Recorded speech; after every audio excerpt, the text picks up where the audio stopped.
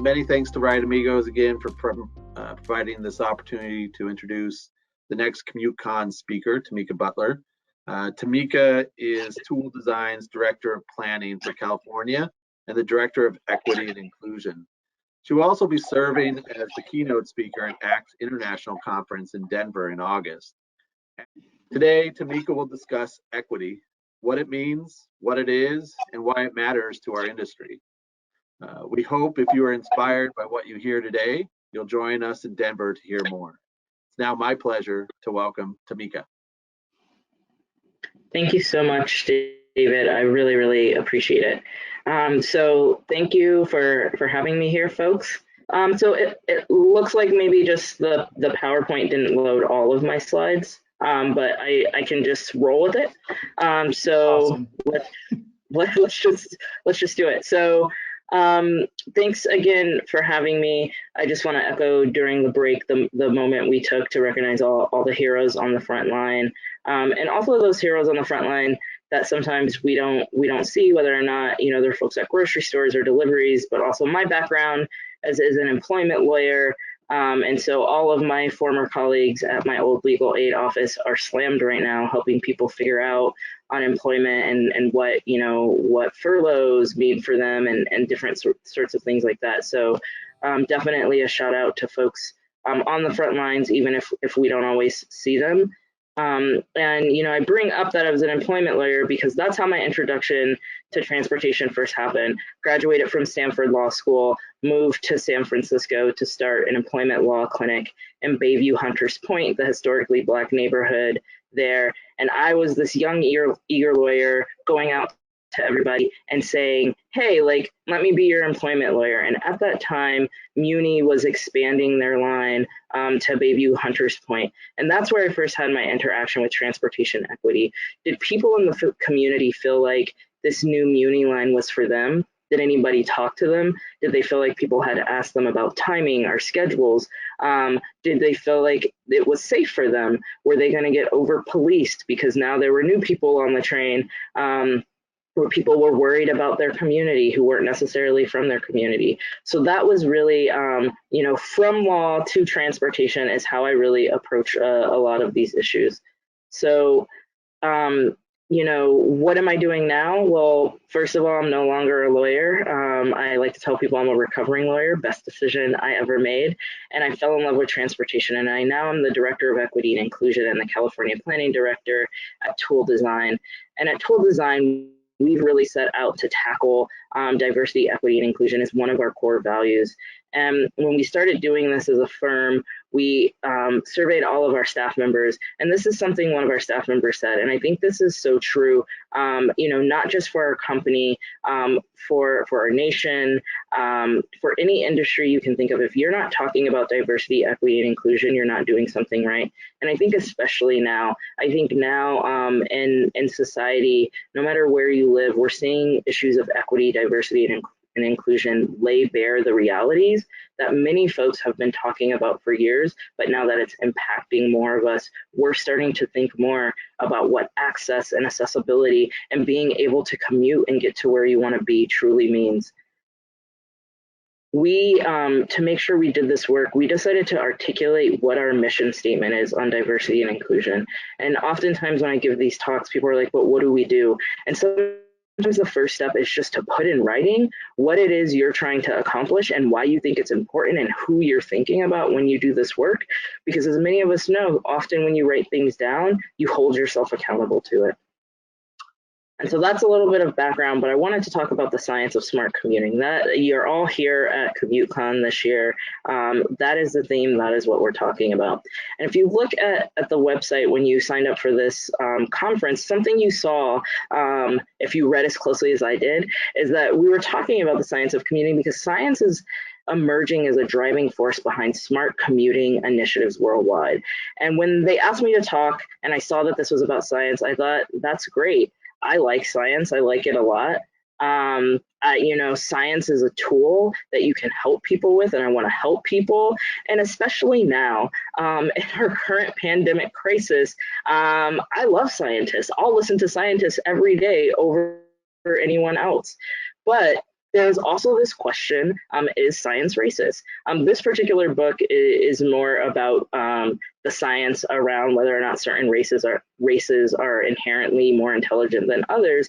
But I think overall, that is a question that many of us ask. And it's not just a science question, it's also a transportation question. And so when you have the intersection of science and transportation, there are many of us who have experienced life in ways where we have to wonder if these tools are really thinking about us. And so when you look at scientists and engineers in the United States, and this is from the National Center for Science and Engineering Statistics, from the National Science Foundation, you look at these statistics and you see that there aren't necessarily a ton of scientists who maybe look like me. And for many of us in the transportation space, we know if I put a slide here that talked about the transportation industry, whether or not I'm talking about planners or engineers, whether or not I'm talking about private firms or public agencies, we have a diversity problem.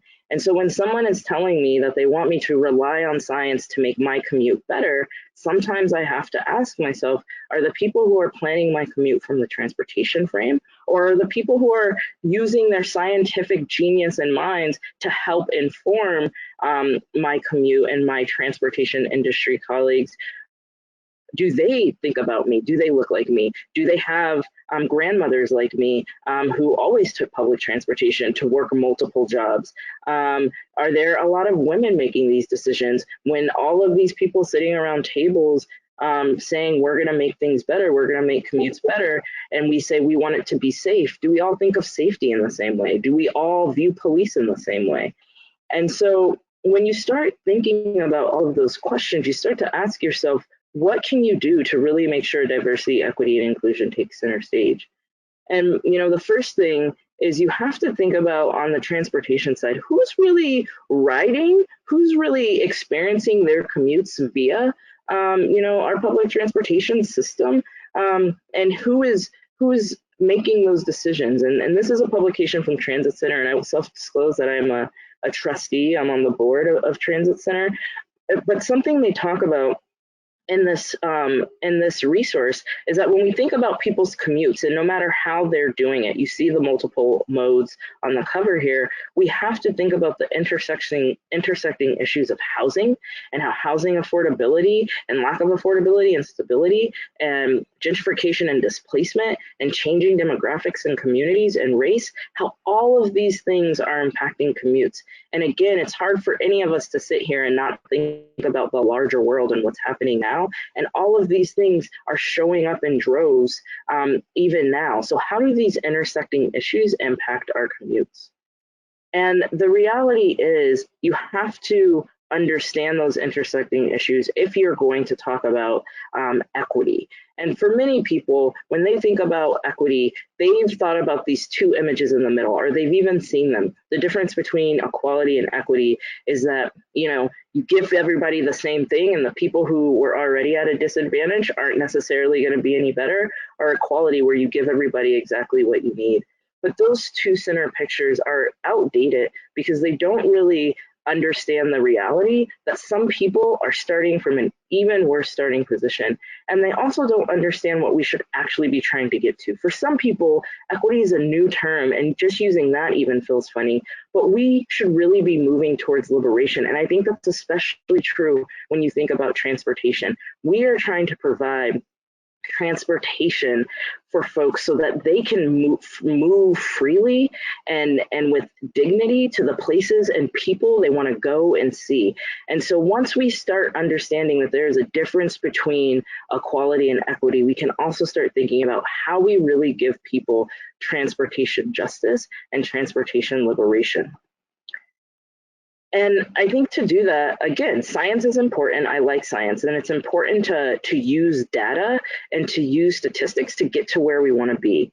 And we just have to know that when we do that, because again, of the people who are behind the scenes doing transportation, doing data, we have to realize that there are biases, and we have to be able to figure out and interpret how those biases are impacting our data. And then we can't just focus on quantitative work. We have to use qualitative work to ground truth what we're hearing. So this is what we've all discovered in our fancy offices or living rooms, doing our great work, but who are we actually talking to who has the real frontline experience, who can help us to ground truth? And then when we look at our data, is it really reflecting the folks who we hope it reflects? And so again, a best practice is to combine that qualitative and quantitative experience, to have those representative subgroups, and to make sure that you're checking your biases and challenging your assumptions, and that you are reporting back to those people who are giving their time to help you, and really saying this is what we're doing and really valuing their time. Because if we've seen anything through this pandemic, it's that we're all just trying to make it, and there are some people who have more challenges to do that. So if they're going to help us make commutes better for everyone, how are we thanking them, reporting back, and keeping them engaged? The other thing is, we might work at places, again, where when we look around, there isn't a ton of diversity. There aren't a ton of people who have had these real life experiences.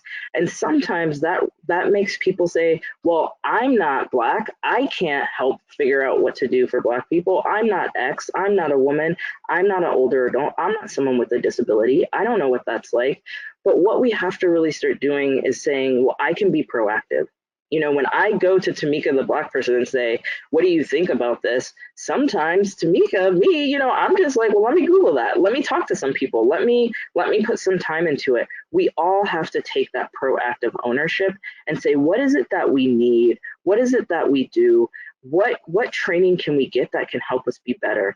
And something I will say when people reach out and say, Tamika, can you help train us? You're an expert in this. How do we acknowledge what we know and what we don't know and go to those who can help us when we need help? And how do we pay those people for their time? How do we value someone who is an expert on equity, diversity, and inclusion in the same way that we value someone who is a scientific expert, who is a data expert, who is a modeling expert? How do we see this as an essential skill that we need to have and pay people who have developed that expertise? And then again, looking around at our, boardroom tables, or our kitchen tables, who are the folks who we have surrounded ourselves with? And how do we focus on hiring a diverse and inclusive workforce, but also making sure that once we hire those people, we're actually retaining them? We can't have that same story of, oh, we hired folks of color, or we hired folks with disability, or we hired women, and they just didn't stay. And we have to start examining, why aren't they staying? What aren't we doing to create an environment where people can show up as their full, authentic selves? And finally, I'll say that, as folks who do this work from a transportation framework, from a commute framework, oftentimes we're thinking about this and we're seeing that issue. But as I said, we have to think about the intersecting issues, because when people come to us, they're not just thinking about their commute. They're thinking about what's on either end of their commute. They're thinking about the way the commute might be a means to these different ends. And so we have to realize that, as Audre Lorde once said, there's no such thing as a single issue struggle, because we don't lead single issue lives. And if we want to incorporate diversity, equity, and inclusion and transportation equity, if we want to make that foundational in all that we're doing, we have to just get out of our silos and realize this concept of no idea of single issue lives. And with that, I will stop and share my contact information and move to Q&A. All right, thank you so much, Tamika. And I also have to compliment you on your outfit choice today. The blue shirt, bow tie, it's solid, it's solid. So thank you. I've got some great questions here. We've got some time to work through these. The first comes from Dave Sorrell at UC Berkeley. First off, he says, this is amazing. I agree. What is the best way to obtain trust in the communities that we represent? And how can we advance DEI in our transit and mobility spectrum? So I think on the first question, what's the best way to engage trust?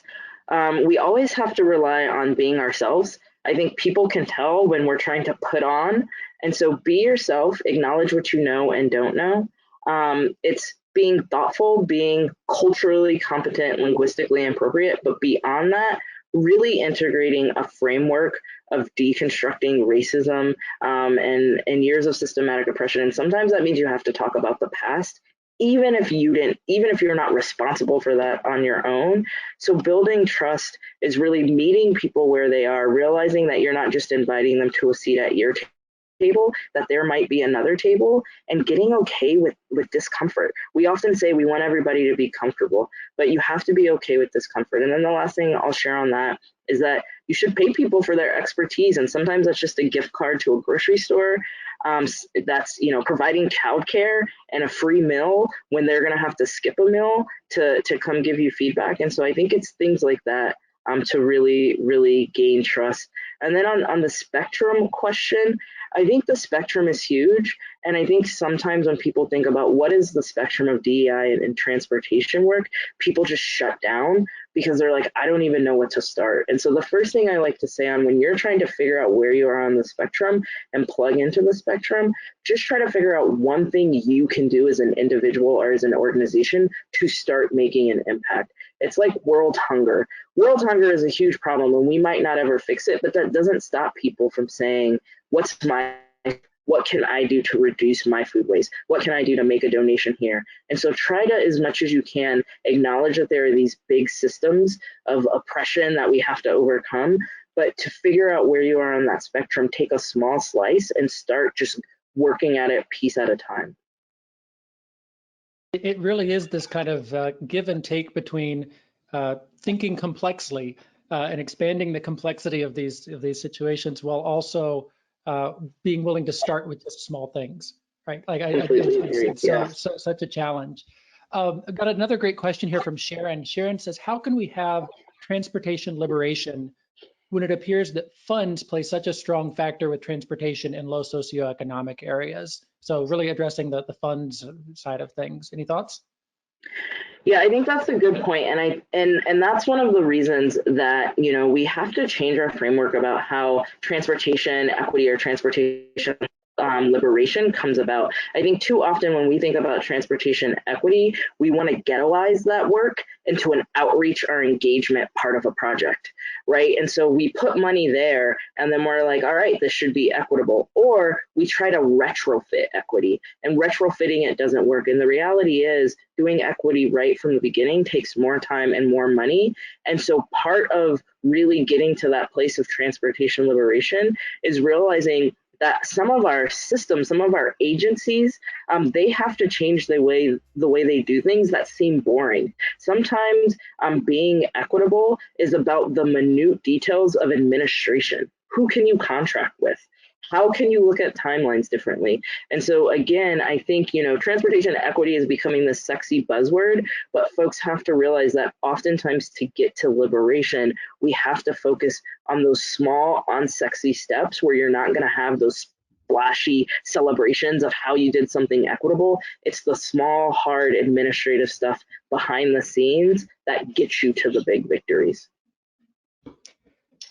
Tamika, this has been incredible. We are so thankful that you were able to join us. And to everyone, we've got more questions. We won't be able to get to all of them, but to folks that have appreciated your presentation, I'll just double that reminder that David gave earlier that Tamika will be part of the ACT International Conference later this year as well. And I look forward to seeing you there. Yeah, I hope to see some of you in Denver. Thank you so much. And again, you look great, Matt. Thanks, Tamika. So do you.